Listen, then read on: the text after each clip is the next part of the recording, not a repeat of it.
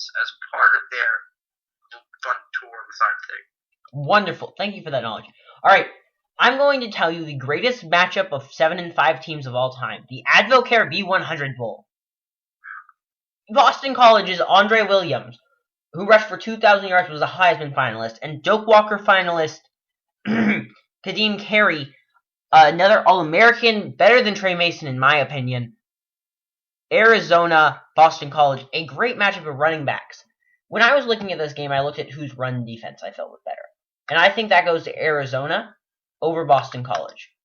That is why I have Arizona winning this game, and I have them at an 11. Jake, please take it away. Listen, Shreveport is a perfectly nice town with a perfectly nice culture, with perfectly nice daiquiris. If anyone is going to the AdvoCare B100 Bowl, please get yourself a Cajun daiquiri. That is really one of the only good things about this city. The second good thing about the city was that they had the Independence Bowl, and it was played in the Independence Bowl. Now it's called the AdvoCare V100 Bowl, and I wanted to slam this bowl so badly, but I can't because they have two fantastic running backs in Kadeem Carey and Andre Williams. I think Arizona is the better team. I think you cannot have a one-man team, which is what I'm afraid Boston College is going to have to bring to this game. Arizona has beaten the better opponents. They have shown up for the big games, and they will win this one by on the Arizona Wildcats. Well, I have them at 24, so once again, we are going high. I don't like Boston College. I really dislike, I'm blanking out on the name. The ACC. That was disappointing. That was one of my lower moments. I don't like the ACC. I've said it a bunch of times. I think the ACC is a pretty weak conference. And though they did, they managed to hold tight with Clemson. They lost to Syracuse, which just losing to Syracuse, in my opinion, unexcusable. And that was in their last game. And sure, they want revenge and all of those things. But I don't care if they want revenge. Arizona's better. Kadeem Carey, I think he's gonna run over them. Yep, Boston College lose, and once again, 24. I would like to quickly apologize for the technical difficulties. Chatting on computers is not always the smoothest thing. Now we move to one of the, I'm not even. This is not my favorite bowl game. I'm gonna come out straight and say it. Compared to the Music City Bowl, which is obviously great because of the mortgages, the Hyundai Sun Bowl in El Paso. Number 17 UCLA faces off against Virginia Tech. This should be interesting. But before we go into that, I would like to go into a question that we have received. Noah, please read us our question. Well, we have a question from my co-hosts Blake and Noah, LA Chicago. Blake Devine. Who is a player under the radar that could break out this bowl season and possibly pave a way to a future consideration for Heisman in 2014? Interesting question. Anybody actually want to start on this, or does that just revert back to no? Can we start with simple? Because I do need to get some research. I'm not just going to spew out any name, the first name I can think of. I'm going to tap away at my computer here and see what I can find for you. But for now, let's keep it simple so we can all think about it. Yes, first and that's the answer for the question. Trivia. Did you know that the Sun Bowl is the oldest non-BCS bowl? It's been played, I believe, since the late 30s. This is the first time UCLA and Virginia Tech will face each other ever, and UCLA has the momentum again. Brett Hundley's, you have Hundley, you have Miles Jack, watching this team all year. I don't see them losing to Virginia Tech. Yes, they've got a good, experienced quarterback, but his career trajectory has just has really dived up, to be quite honest. I don't see Mora and the Bruins finishing off with a loss here. The loss of Eric Kendricks for this game was recently announced that Eric Kendricks, the team's leading tackler with 170 year, not going to be playing. Yes, but this team has enough weapons to come away maybe it's some hometown bias, but I think we can all agree that UCLA is the favorite to win this game, and rightfully so. So for that reason, UCLA is going to win this game, and I put them pretty high confidence at 28. And bonus is the only game on CBS, which means you get to listen to Vern Lundquist just taking that trip. I am going to. Yeah, this is, I guess, an agreement. I've got them at 28. I like UCLA to win this game quite easily, actually. So, yeah, that's my pick. So, I have them. UCLA overpowering. One of my favorite Jim Mora quotes about Miles Jack, the great two-way freshman, was he was talking about which position he's better at. And he right away went to, this guy, he's a good running back, but he's an outstanding linebacker. He's a chance to be something special at linebacker. I think we forget in all this running back stuff how good of a linebacker he is, but he's an outstanding player on both sides of the ball.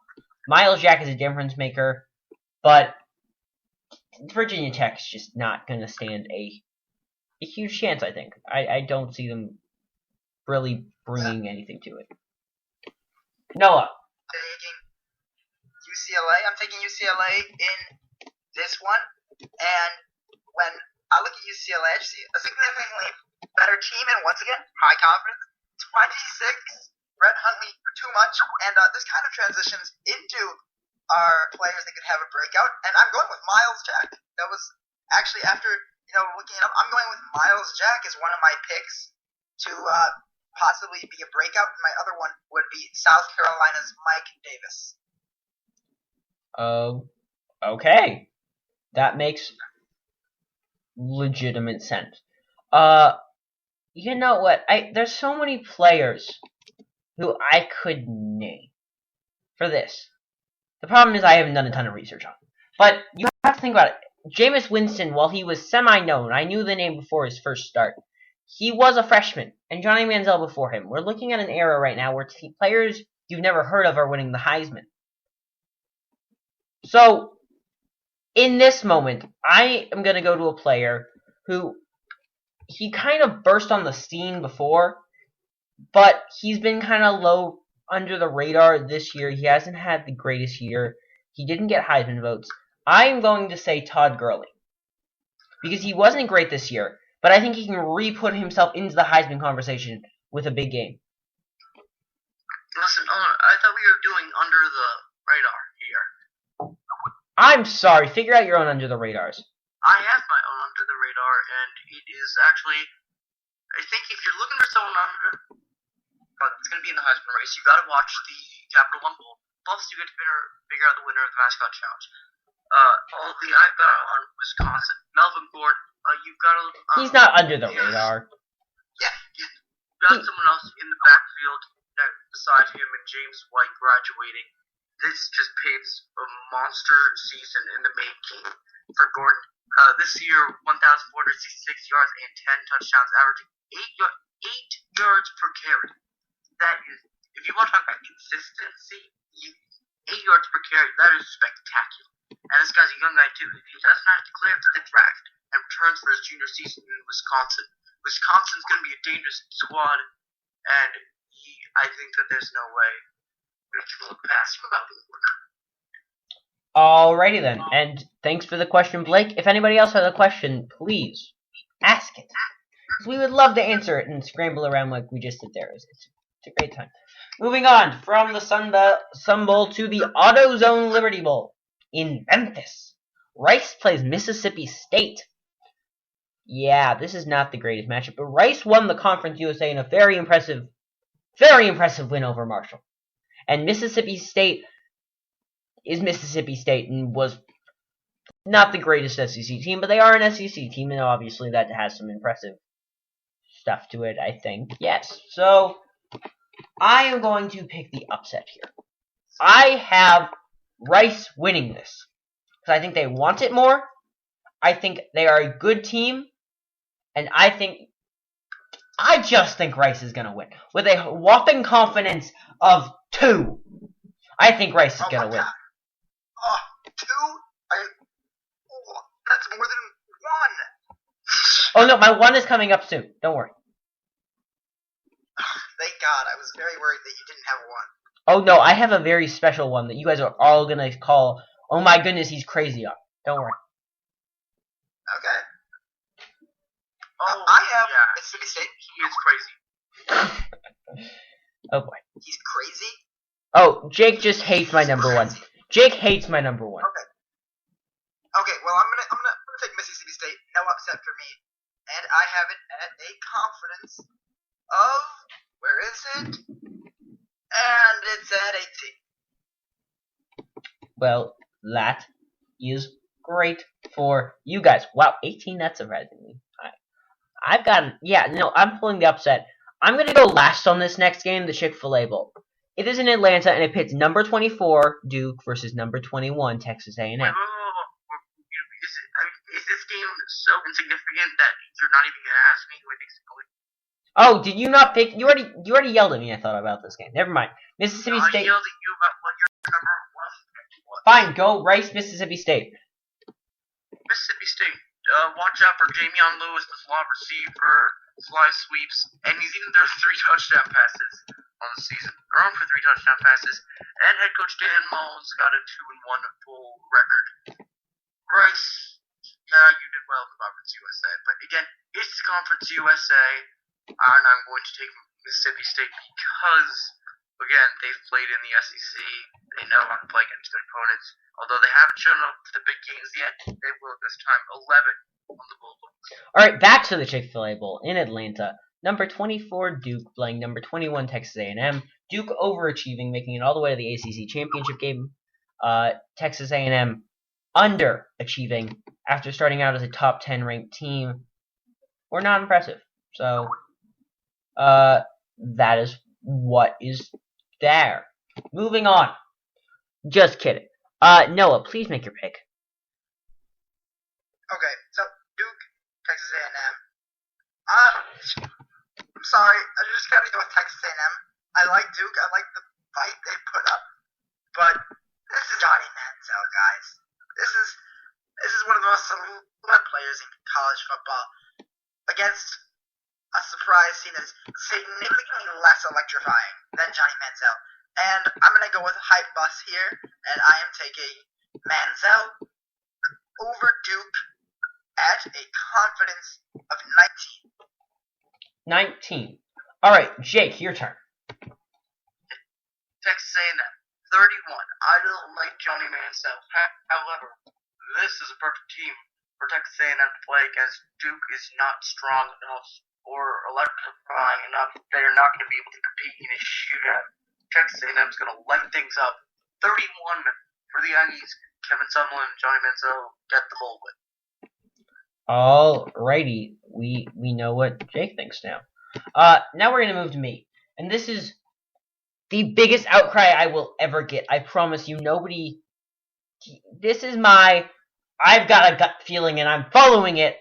I've got Duke as my number 1. You are wrong. Jake doesn't agree with me. I've got a gut feeling, and if I lose this gut feeling, it's worth 1 point. I think I'm gonna take that risk for my gut. Jake, do you want to tell me how wrong I am? I'm sure you do. No, I'm gonna root for Duke. I'm gonna root for Duke. So I'm not gonna say anything. I will root for Duke. Go Blue Here's a Devils. question. I have a question for Carl. Yes, Noah. Okay, about the gut feeling part. About the gut feeling. I have gut feeling. Is it a feeling in your gut, or is your gut feeling things? Is it feeling the win? It's a feeling in the gut. Okay, just wanted to clarify. That is clear now. I like Duke a lot. I don't know why. I just do. You don't know why. I don't know why. I just He's do. not 100% sure, but he thinks he knows. He thinks. He's like Mike Woodson. He thinks. Sometimes. It's pretty sketchy, actually. Jason, we probably shouldn't have spilled coffee. It's like Andrea Bargiani after the game. I probably shouldn't have taken that 3. I probably should have had it right. I probably should not play for the Knicks. Let me tell you, Probably the New York Knicks traded 100,000 draft picks for the corpse of a basketball player that is Andre Barton. Yeah, that's about true. Alright, but this isn't a basketball show. It's